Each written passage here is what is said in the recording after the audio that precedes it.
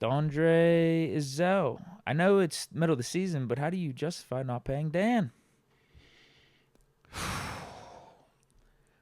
Are we 100% so that we're going to choose him versus going the other route, which would be allowing Broderick to potentially go to the left and letting Dan walk? You know what I'm saying? Troy, you're going to play right. Because that was the convo a while, even leading up until this season. It was like, yo, when we put in Broderick at left, once Broderick get left, Broderick's play at right has made it to the point where people have questioned, do you want him over there now? But that had been kind of the thing that we even talked about with the draft. It was like, yo, you bring in Troy, so now you got your 2 first rounders. I'm a Dan Moore fan. I love what Dan has done in the sense of, I like the underdog story. Coming here as a late round pick, you're not supposed to be out there, but you out there, and each and every year you keeping them big money dudes up off of you, not allowing people to come in here and take your spot. And now it's time to get the bag. I love it.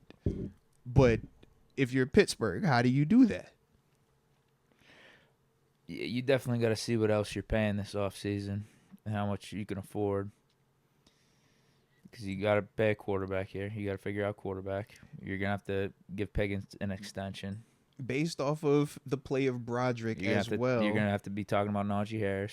Ooh, yeah. What's you doing at quarterback? Well, right now you're paying Russ. I think that's priority number 1, wouldn't it be? Yeah. But the next typically highest paid position is left tackle. Pickens should be getting more than left tackle. Who is more valuable? Ooh, that's low key. Who's been the more consistent player throughout their time here?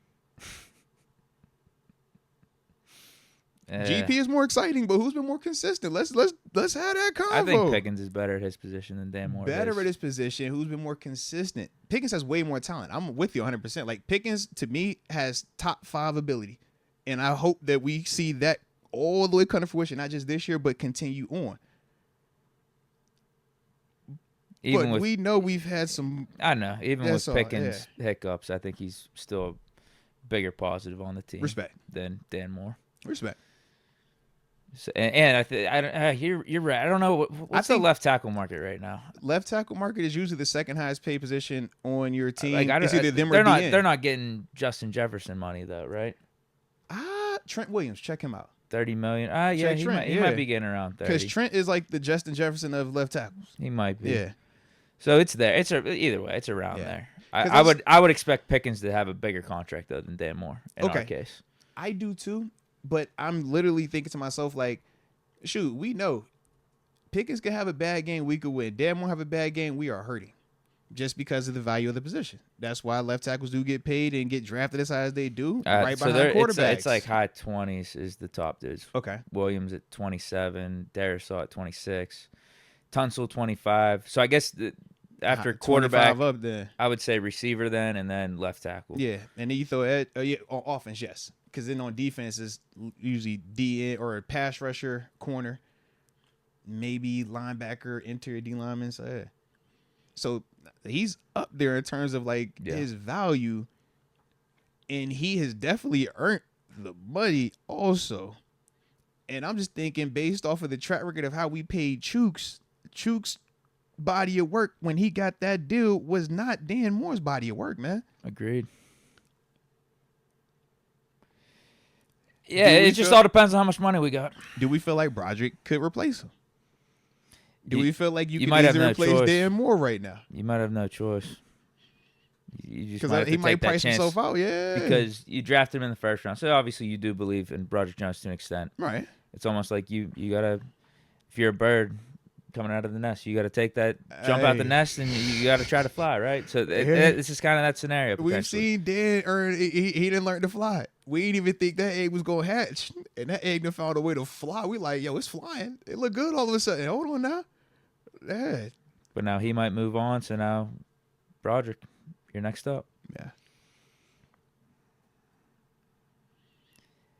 It's all about the money. I think that's what it comes down to. If you can afford Dan Moore, I think that helps the team a lot. I'm with you as well. But it's I think it like, gives you a sense of security going into next year. yeah, but I'm like, yo, if we got to get Russ deal done, we got to get Dan deal. We're going to want to get GP at some point next year.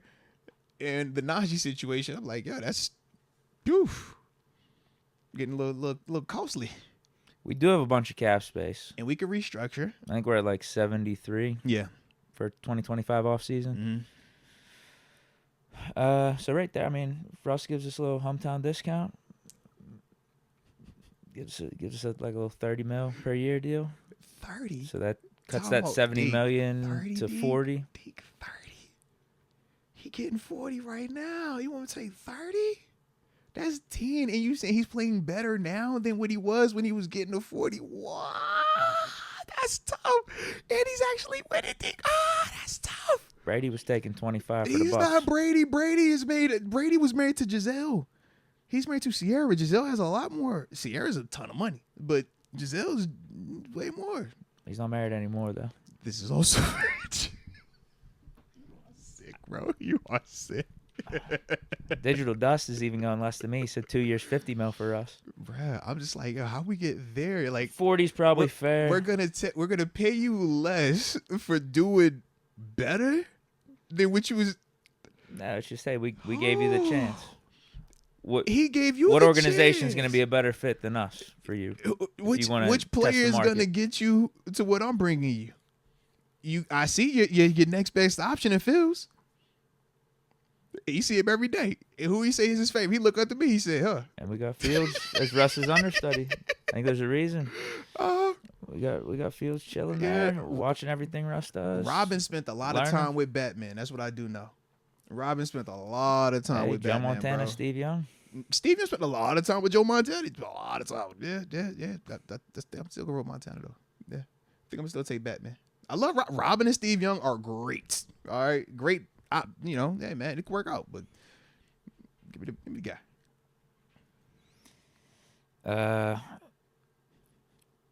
Yeah, probably. I'm trying to get Russ for 30. Would you rather pay Russ whatever it takes to keep him and potentially just move on from a Dan, move on from a Najee? Because I could see that scenario also. Well, see how the season plays out. Okay. Luckily, we don't have to make Respect. this decision now. Respect.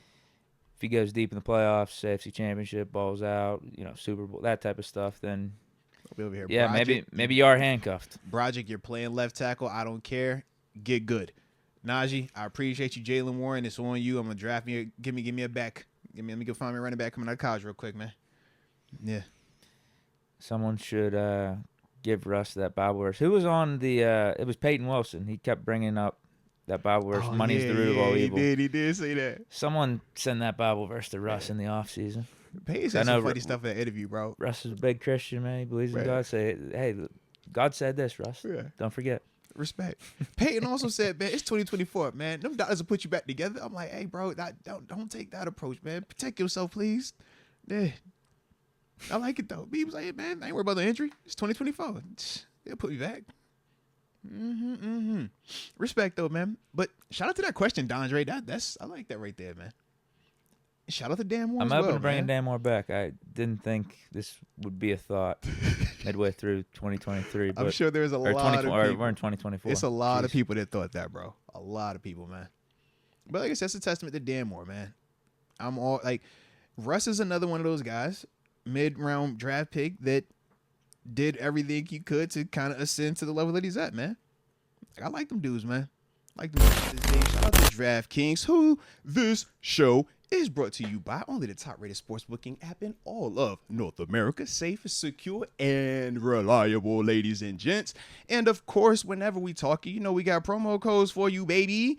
Because for all the new customers out there, man, when you use the app, you make that first bet $5, you'll get 150 bonus bets instantly. Make sure you use promo code MOATS. More importantly, all right? But it's an absolute vibe, man, because we know it's plenty of action going on with these games, NFL-wise, and yeah, it's nothing like adding a little skin in the game. But more importantly, we do also understand that at times you can get lost in the sauce. It could be a little bit overwhelming. You might even develop a gambling problem. Well, for those of you that are in New York, that's the the number to text, but for everybody else, the digits to dial are 1-800-GAMBLER.